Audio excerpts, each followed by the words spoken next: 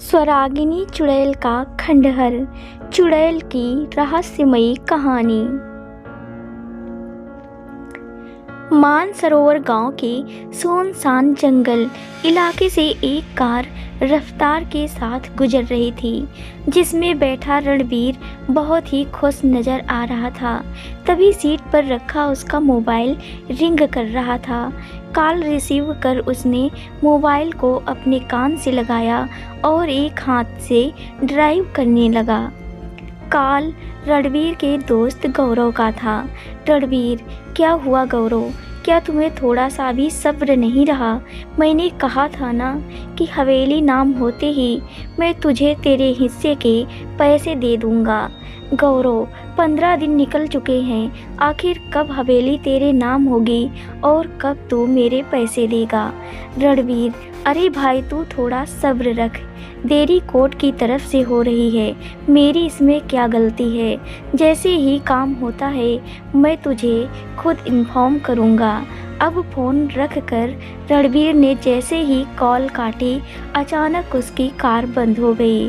रणबीर, अरे अब इसे क्या हुआ? कहकर रणबीर ने जैसे ही सामने देखा, उसके होश उड़ गए। कार गांव के पुराने खंडहर के सामने खड़ी थी। मैं इस जगह कैसे आ गया? कहकर रणबीर ने कार स्टार्ट करने की कोशिश की, लेकिन कार स्टार्ट नहीं हुई। रणबीर, अरे ये क्या बकवास है? कहकर वो झुलझुलाता हुआ कार से बाहर निकला। मैं तो अपनी हवेली जा रहा था, फिर इस खंडहर के सामने कैसे पहुंच गया? उसने अपने डर को छिपाने की कोशिश की, लेकिन अभी भी उसकी कपकपी बंधी हुई थी। आराध्या इस बात को देखकर हैरान थी। उस रात के बाद से गौरव की जिंदगी जहन्नुम बन चुकी थी। रात के समय उसे कहीं न कहीं स्वरागिनी की आत्मा नजर आने लगी थी और वो इसी तरह डर जाता था और चीखें मारता था, लेकिन आराध्या के पूछने पर वो कुछ भी नहीं बताता था। एक रात ऐसे ही गौरव चादर से खुद को पूरी तरह ढक कर कांप रहा था और सोने की कोशिश कर रहा था। आराध्या इस बात से परेशान थी और जानना चाहती थी कि गौरव इतना डरा हुआ क्यों रहने लगा है। आराध्या, मैंने गौरव का ऐसा बर्ताव पहले कभी नहीं देखा और मुझे इसका पता लगाना ही होगा। गौरव उस खंडहर में मेरी लाश दफन है, वहां जाकर उसका अंतिम संस्कार कर दो, वरना मेरी आत्मा रणबीर की तरह तुम्हें भी मार देगी। इस बार गौरव को आवाज़ आई। वो झट से डरी हुई हालत में बेड से उठ गया। उसने देखा कि आराध्या बेखबर सोई हुई थी, तो वो अपने कमरे से निकलकर बाहर जाने लगा। आराध्या सोने का सिर्फ नाटक कर रही थी।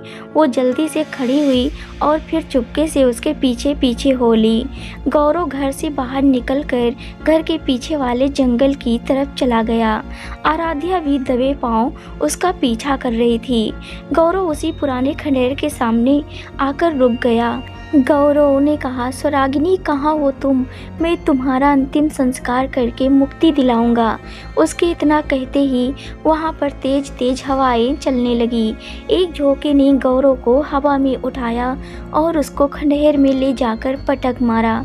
गौरव उसको आवाज़ लगाते हुए आराध्या भी खंडहर के अंदर तक पहुँची। उसको देखकर गौरव चौंक गया और बोला, तुम यहाँ कैसे पहुँची? यहाँ खतरा है। Gaurav, please tell me what is wrong with you, और तुम यहाँ क्यों आए हो? अब गौरव ने उससे कुछ भी छिपाना ठीक नहीं समझा। रणबीर और मैं बचपन से ही बहुत अच्छे दोस्त थे और गांव के सबसे अमीर ठाकुर के एक लड़की थी स्वरागिनी, जिसके नाम गांव की सबसे बड़ी हवेली थी। मैं और रणबीर स्वरागिनी को अपने प्यार में फंसाकर वो हवेली अपने नाम करवाना चाहते थे, लेकिन उससे शादी तो एक ही कर सकता था। इसलिए मैंने फैसला किया कि शादी रणबीर करेगा और हवेली नाम करवाने के बाद उस जायदाद का आधा आधा बंटवारा किया जाएगा। कितनी गंदी सोच है तुम्हारी। आगे क्या हुआ?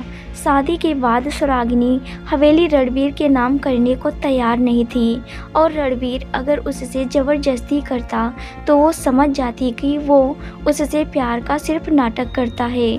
इसलिए मैंने और रणवीर ने प्लान बनाया कि सुरागिनी को रास्ते से हटा देते हैं। एक रात रणवीर ने सुरागिनी को क्लोरोफॉर्म का धुआं सुंघाकर बेहोश कर दिया और फिर हम उसको लेकर यहाँ आए और हमने उसे मारकर खंडहर में यहीं की कच्ची ज़मीन में दफना दिया।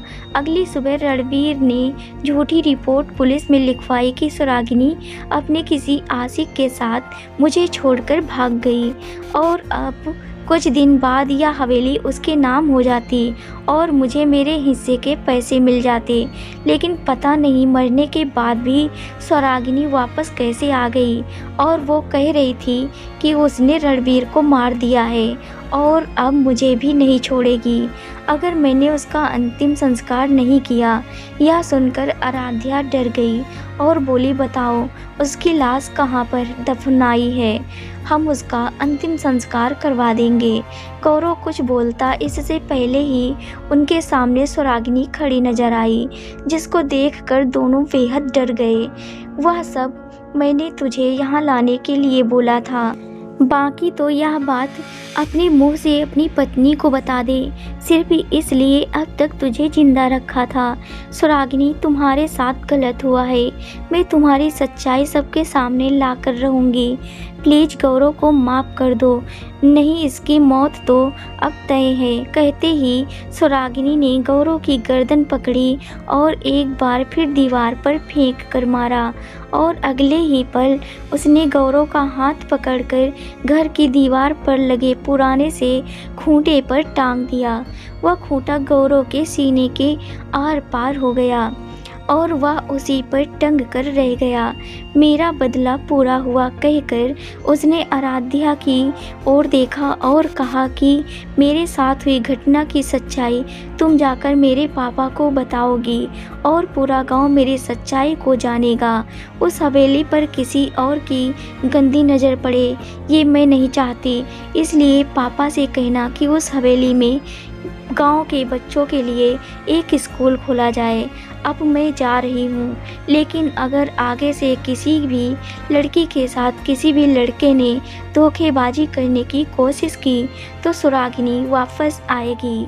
अगर आपको यह कहानी पसंद आई हो तो लाइक करें और चैनल को सब्सक्राइब ज़रूर करें। धन्यवाद।